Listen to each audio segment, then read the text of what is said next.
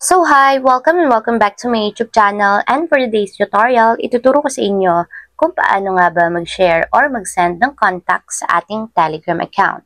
But first, kindly subscribe to my channel and don't forget to hit the subscribe button and the bell to notify you for my new updates. And if you want to learn more, just keep on watching and let's start. So yan guys, for today's video, i-open lang natin ang ating Telegram app o yung ating Telegram account.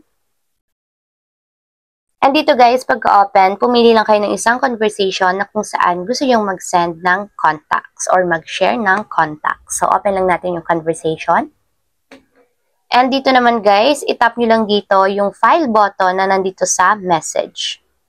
And then after yun guys, may magpa-pop up na options dito sa baba. So, hanapin nyo lang yung contact and then tap nyo yung contact. And pili na kayo guys ng contact mula sa inyong mobile device kung ano yung gusto nyong isend. So, for example, is itong contact na to. Tap nyo siya. And then, confirm nyo lang guys. Tap nyo yung share contact. And ayan guys, kung makita nyo, nag-send na agad yung shinare ko na contact. So, ayun lang guys. Ganun lang kasimple kung paano nga ba mag-share or mag-send ng contact sa ating Telegram app. If you have a question, kindly comment down below and don't forget to hit the subscribe button and the bell to notify you for my new updates. And thank you for watching!